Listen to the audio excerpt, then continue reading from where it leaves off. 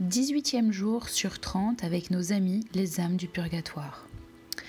Aujourd'hui, nous allons voir le troisième motif de soulager les âmes du purgatoire, qu'est l'amour de Marie. Elle console les âmes du purgatoire. Marie ne se contente pas d'encourager et de consoler ses chers enfants sur la terre. Elle est aussi la consolatrice de ceux que la justice et l'amour retiennent dans le lieu de l'expiation. Quelle mère, voyant son enfant tomber dans un brasier ardent et pouvant le secourir, ne volerait pas à son secours? Et Marie, la plus aimante des mères, resterait insensible aux tortures de ses enfants tombés dans les flammes expiatrices de la justice divine? Oh non, 1000 fois non. Pleine de compassion pour eux, elle s'occupe de les soulager. Il n'y a pas de peine dans cette sombre prison qu'elle n'adoucisse.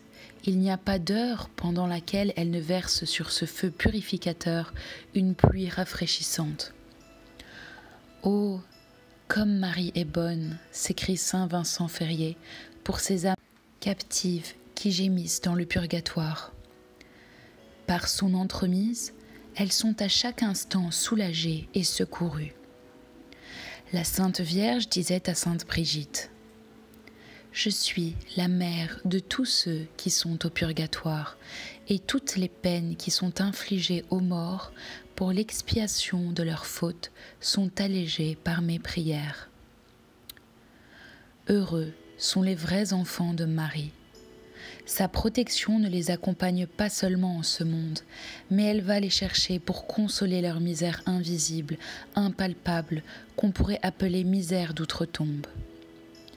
Que cette pensée est douce et consolante, qu'il est agréable d'espérer l'assistance de la Sainte Vierge à notre heure dernière, de savoir qu'elle viendra nous visiter, nous consoler, si malheureusement nous tombons dans l'abîme du purgatoire. Quel puissant motif de l'aimer tendrement en ce monde, ô Marie, Mère de miséricorde, consolatrice des affligés. Préservez-nous, délivrez-nous du purgatoire. La deuxième partie, nous allons parler de Marie qui les délivre. La très sainte Vierge ne se borne pas à visiter, à soulager les âmes captives. Elle les délivre par son intercession. Pour hâter la fin de leur peine, elle inspire aux vivants de les aider, de leur suffrage, et elle supplie son divin Fils de les admettre dans le séjour de la paix. Or, ce que Marie demande, elle l'obtient toujours.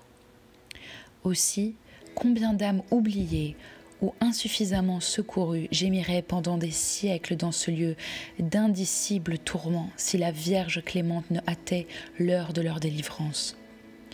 Combien s'envolent dans le ciel sur les ailes de son amour, surtout lorsque l'Église célèbre ces touchantes solennités. Gerson assurait que le jour où elle monta au paradis, une multitude d'âmes qui étaient en purgatoire furent délivrées par son intercession. Saint Louis-Marie Grignon de Montfort, lui, affirmait qu'à ce moment-là, la joie dans le ciel augmentait de moitié. C'est aussi une pieuse croyance que tous les samedis et les jours de fête, cette bonne mère descend dans le lieu de la justice divine pour en retirer un grand nombre de prisonnières dont elle a obtenu la grâce, heureuse d'emmener ses enfants avec elle pour les associer au bonheur de sa famille du ciel. Oui, il y a là-haut un nombre incalculable de bienheureux qui doivent leur délivrance du purgatoire à l'auguste Reine du ciel.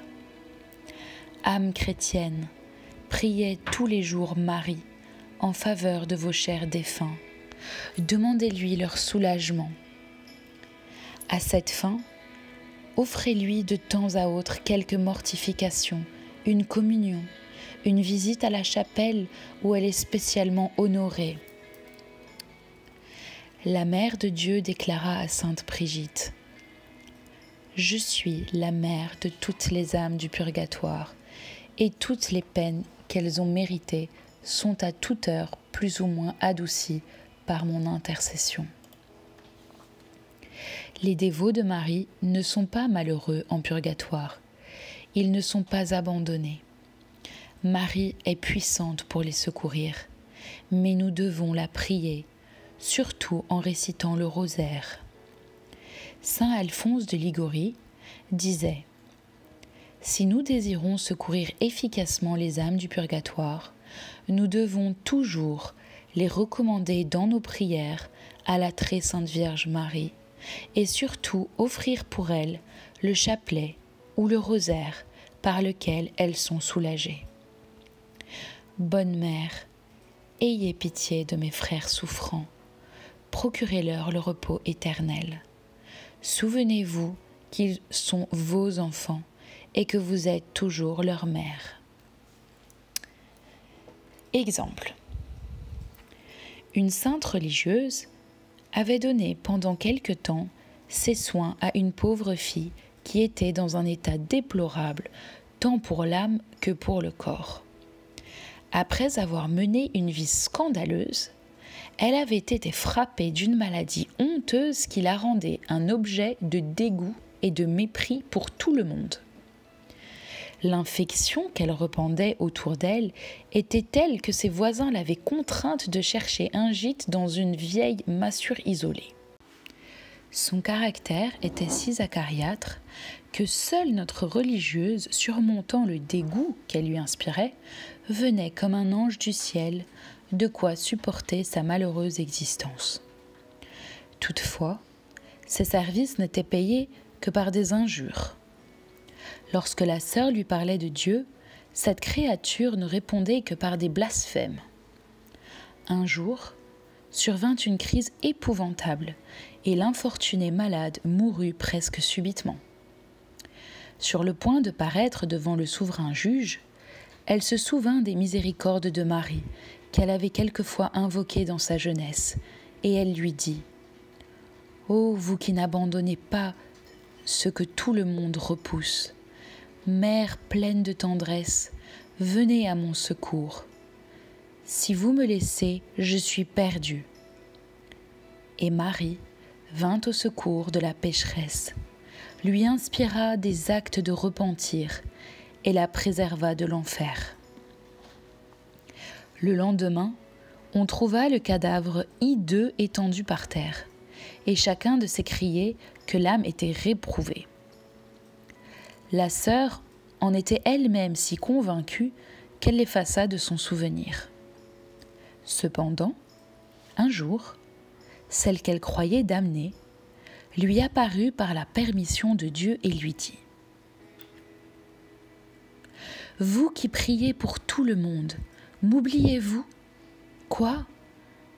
Quoi ?» s'écria la sainte religieuse. « Vous ? En purgatoire ?»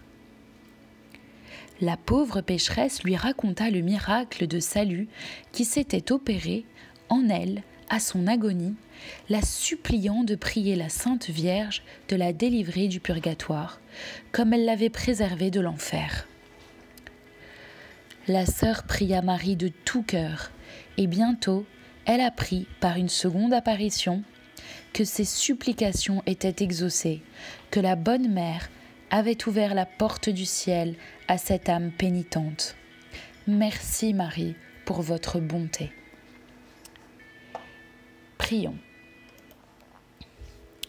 Nous vous saluons, ô Reine de miséricorde, notre vie, notre douceur, notre espérance, non seulement dans cette vallée de larmes, mais aussi dans le lieu d'expiation, nous vous saluons.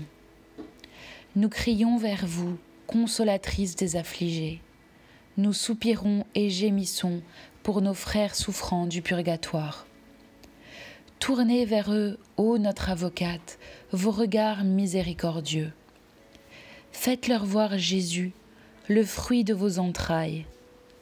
C'est ce que nous vous demandons instamment pour eux, ô Reine pieuse et douce Vierge Marie. Amen.